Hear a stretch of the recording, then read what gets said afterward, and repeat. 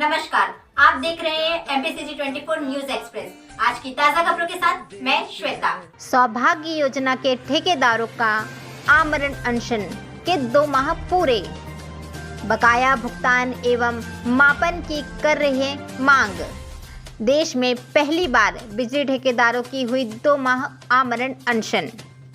जबलपुर मध्य भारत विद्युत ठेकेदार संगठन के प्रदेश अध्यक्ष जनार्दन प्रताप सिंह दुबे ने बताया कि आज उनके आमरण अनशन को 2 माह 11 दिन पूरे हो चुके हैं और यह क्रमिक अनशन लगातार तब तक जारी रहेगा जब तक कि समस्त ठेकेदारों के संपूर्ण भुगतान एवं मापन कार्य नहीं हो जाते। कड़ाके की ठंड, बदलते मौसम का भय और साथ ही कोरोना एवं तेंदुए की आहट के बीच यह अनशन लगातार 2 माह से जारी है एवं सफलता मिलना भी चालू हो गया है। पूरे भारत में यह पहला अवसर है जब विद्युत ठेकेदार जिन्होंने सौभाग्य योजना के अंतर्गत कार्य किया था एवं उनका भुगतान अभी तक नहीं दिया गया है, साथ ही उन्हें 3 वर्ष बाद दोषी साबित कर विभाग द्वारा रिकवरी का नोटिस भेजा जा रहा है। जब कार्य की डिफेक्ट लायबिलिटी पीरियड 2 वर्ष की थी तो नोटिस देने का कोई औचित्य ही नहीं था। उन्हें समय पर सूचना देनी चाहिए थे कि कहीं किसी प्रोजेक्ट में कुछ गड़बड़ी तो नहीं है तो उसे सुधार दिया जाता। आपको बता दें कि आमरण अनशन चालू होने के 10 दिन बाद 39 करोड़ का भुगतान किया गया 231 ठेकेदारों को। जबलपुर संभागीय ब्यूरो चीफ राजकुमार यादव के साथ संवाददाता शिवानी बेन की रिपोर्ट। को करीब 3 माह होने को जा रहा है, तो अभी तक आपकी एमपीपी के जो अधिकारी हैं इसमें कोई खोज खबर नहीं ली है क्या? कोई आपके इसमें उचित आदेश नहीं जारी किए अभी तक? विगत तीसरा माह हम लोगों का चालू हो गया है आमरण अनशन का। 2 माह 11 दिन ख़त्म हो चुके हैं। अभी तक किसी प्रकार की कोई कार्यवाही समझ में नहीं आ रही है।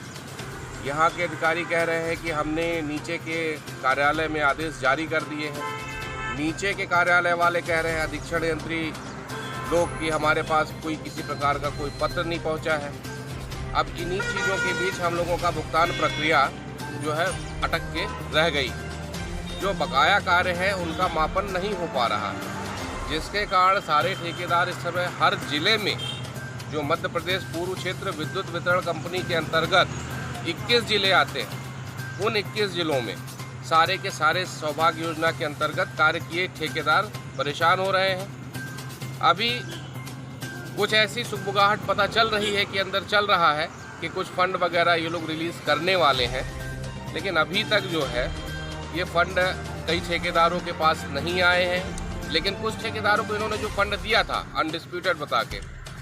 दूसरी बात क्या है कि इन्होंने जब से हम लोग यहाँ आमरण अनशन में बैठे, इन्होंने हम लोगों के ऊपर रिकवरी राशि निकाल दी। रिकवरी राशि निकाली, उस रिकवरी राशि का हम लोग उनसे कागज़ मांग रहे हैं, लेकिन ये कोई भी कागज़ उसमें हम लोगों को नहीं दे रहे हैं कि आखिर किस बेस पे रिकवरी बनाई गई है। सारे के सारे ठेकेदार रिकवरी की राशि को लेकर परेशान हैं। जब कोई कार्यवाही ही नहीं की गई तो रिकवरी की सूची कहाँ से पैदा हुई? यह एक अद्भुत बात सामने आ रही है निकलकर। अब हम लोग आमरण अनशन में तब तक बैठे रहेंगे जब तक हम लोगों का भुगतान नहीं होगा। इसी बीच एक और नई चीज़ें आ रही हैं।